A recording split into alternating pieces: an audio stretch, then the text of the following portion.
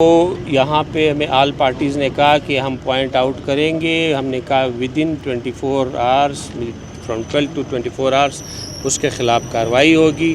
اس کے علاوہ جتنے بھی فتنۃ الہندوستان اور فتنۃ الخوارج کے خلاف ہم آلریڈی ہماری سیکورٹی فورسز بہادری سے لڑ رہی ہے اور ان کا مقابلہ کر رہی ہے اور ہم کرتے رہیں گے انشاءاللہ.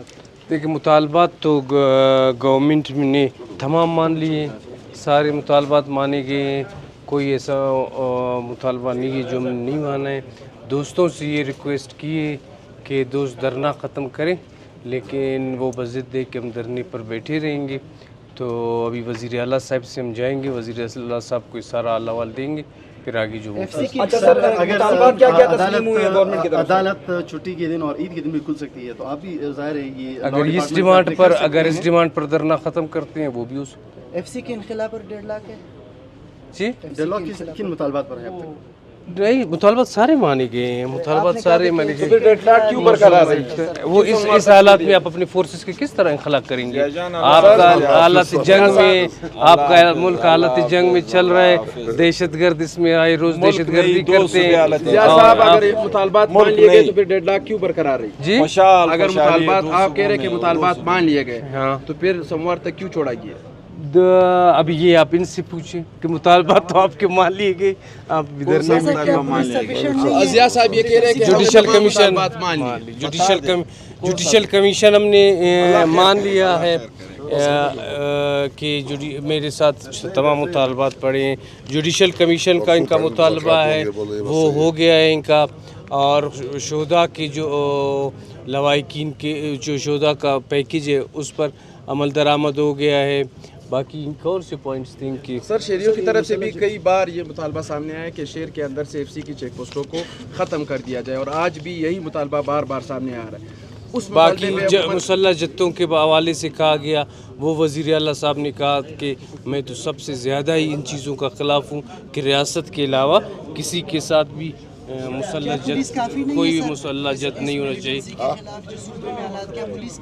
ایف سی بھی ایک ہماری سیکورٹی فورس ہے، اس کو بھی ہم نے اسی لیے عوام کے ٹیکس کے پیسے دیتے ہیں کہ وہ بھی اس ملک کے دفاع کے لیے کام کرے. وہ 4 بندوں میں سے ایک بندہ کہہ سکتا ہے انخلا کرے، 4 کہہ سکتے ہیں. یہاں پر جو ہے تمام جماعتوں کا یہی خبر ہے.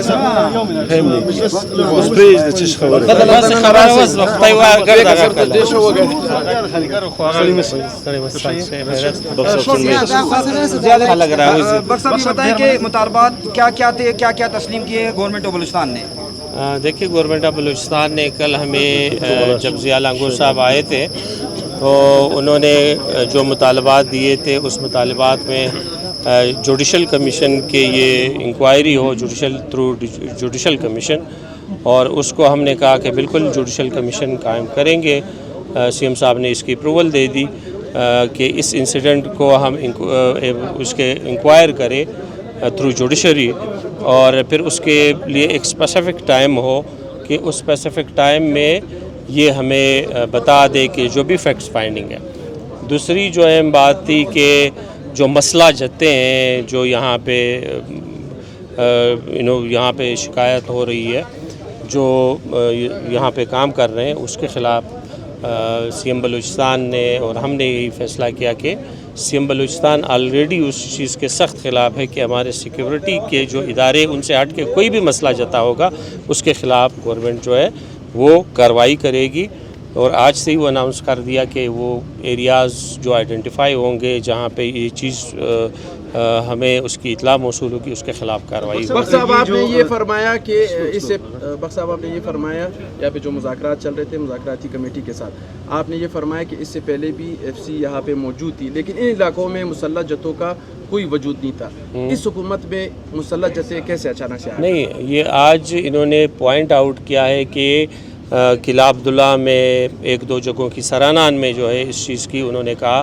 دیکھیے بلوچستان میں مختلف جو فتنۃ الہندوستان ہے، فتنۃ الخوارج ہے، وہ کئی سالوں سے بلوچستان میں دہشت گردی کر رہے ہیں.